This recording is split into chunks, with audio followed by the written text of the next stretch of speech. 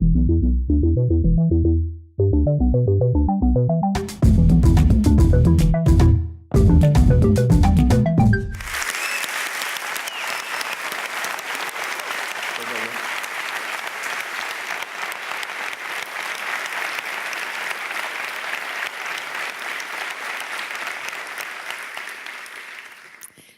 you very much. I do around 200 keynote presentations every year. So normally I don't get very nervous, but today I am. Because today I'm not going to talk about my expertise areas. Today I'm going to talk on behalf of the 10,000 kids in Denmark who don't feel that their life has any meaning. And I'm talking on behalf of the 15,000 kids in Denmark who live apart from their parents. And every day, they fight against all odds in a traditional school system. And they don't feel that they fit in at all. And an awful lot of talent is wasted. And can you imagine how high these numbers are globally? If I was asked to describe my whole life in just one picture, I would choose this picture. Because just like the boy here, I've been trying my whole life to do something that people have considered as being impossible. Systems around a child have fantastic opportunities to both empower and ignite children. We look for traditional talent. To be honest, you lose kids like me in the system.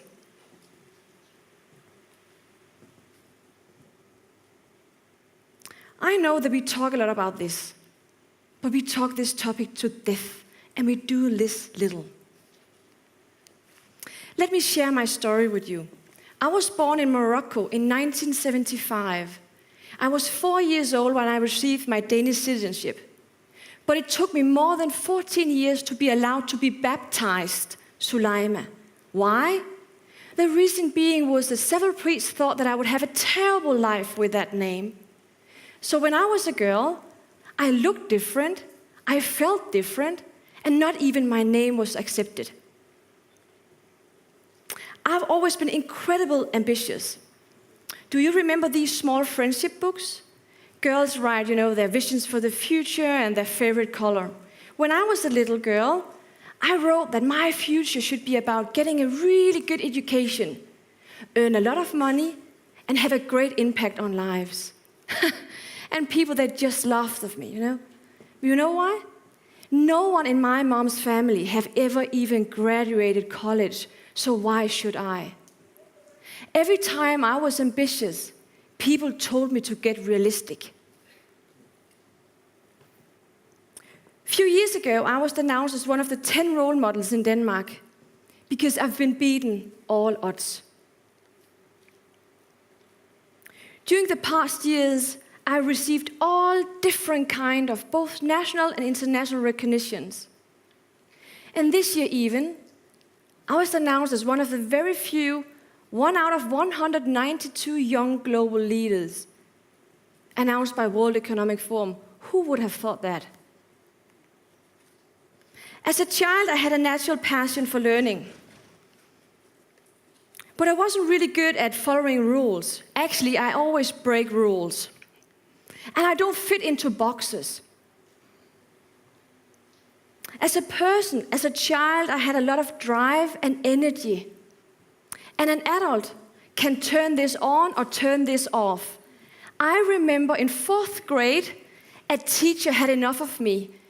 And he said, you know what, Sulaima? Slow down.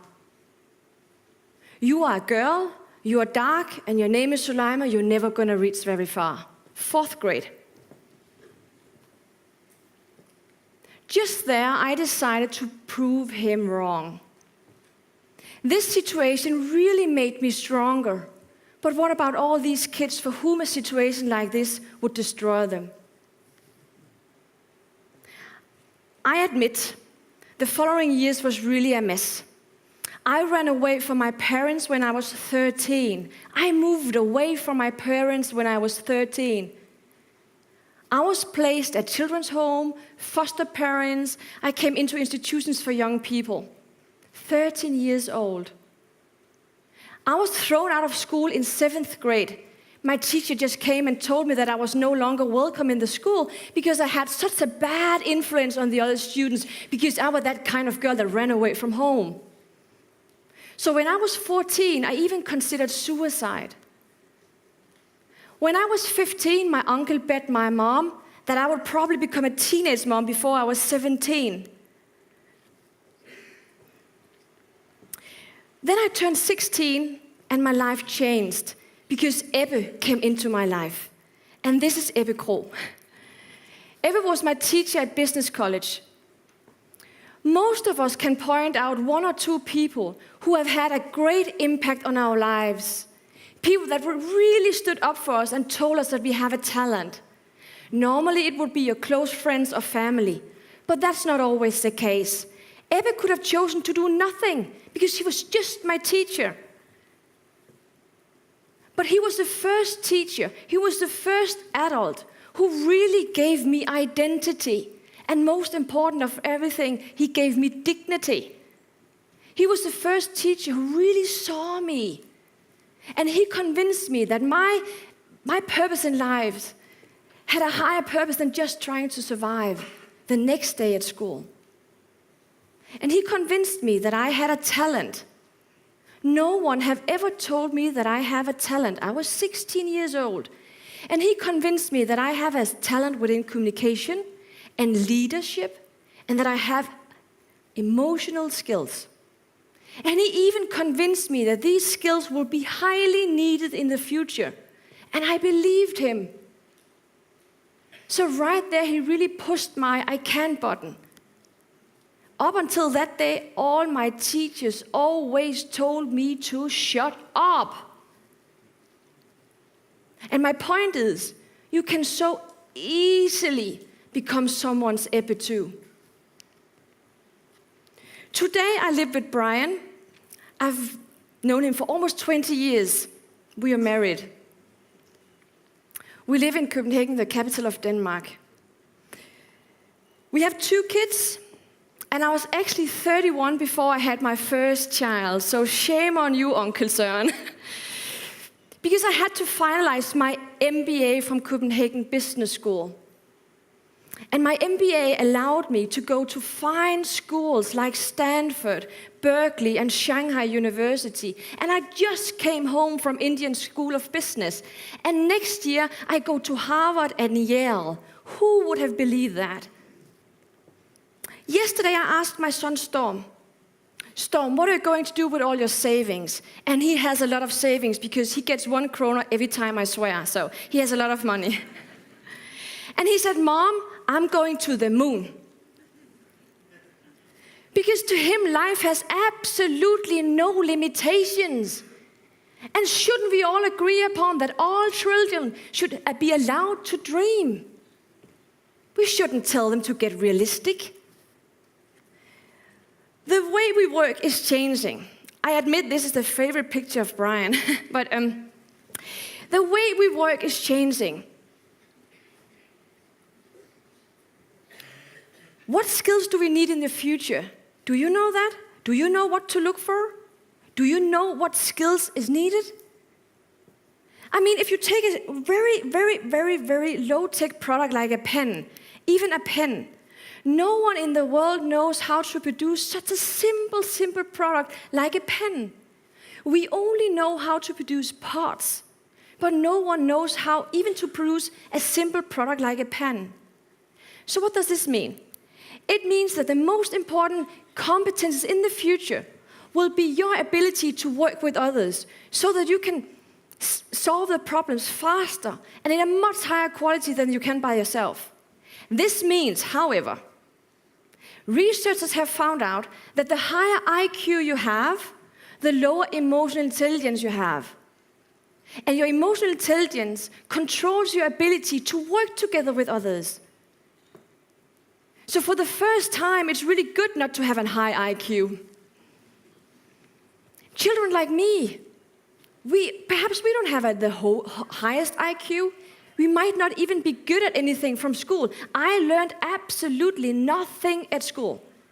but I have a really strong ability to network and to build relations to people because that's the way we survive. And you know what? These skills are highly needed in the future. So don't lose us in the system. For the past 20 years, we have discussed the danger of being stressed. Companies have developed lots of strategies to make sure that you don't get stressed. And we discuss work-life balance. But you know what? I'm not worried about stress. I'm seriously more worried about people being bored. Recently, Gallup made a survey among 1.8 million people from around the world about job satisfaction. Surprisingly, 80% of these people told that they don't feel passionate about their job and they don't feel that they're using the key competence of their job. So a lot of us choose to live a non-dignified life. I really hope that we are the last generation that accepts to have a job that we don't care about for a manager that we don't even like. We shouldn't pass this on to our kids. We're going to work in a new way. We need to discuss what is a successful life. We need to reframe what is a successful life. Because I know that Denmark is supposed to be, the happiest nation in the world. Yet we are heavy users of Prozac. And we are that nation in the world where most people die alone. So something is wrong. Tell me, honestly, how many people do you actually talk to every week? Researchers have found out that you only talk to 3 people per week. When you turn 45, it's only 2 per week. Yeah, I know that you talk to a lot of people, but how many do you really, really, really talk to? How many people have you looked into the eyes yesterday? When was the last time that you smiled at a stranger? Do we really listen to each other? Do we really see each other? We are too busy. Can I ask you, what are we busy about? What do I do? I've chosen to join Global Dignity Day. That's an organization. We are right now present in 40 countries. And we believe that if we are going to change the world, we need to start with the children. We believe that every kid should have the chance to be seen, to be heard, to find their real talent, and know how to embrace their talents. So it's our vision that all kids in the world, at least one time during their life, should have a Global Dignity Day, where people like me join them at their school, tell them our story, and tell them how they can go out and take their world. So what I'm asking, all your TED lovers, join the movement. Go out and pour out dignity. And remember, you may not always have a comfortable life, and you may not always feel that you are a role model, but you are. And people are, they look up to you. And my point is, you may not be able to save the whole world at once, but I promise you, I really promise you, you can save a life today even. Go out and be someone's Ebbe. Thank you very much for listening so carefully.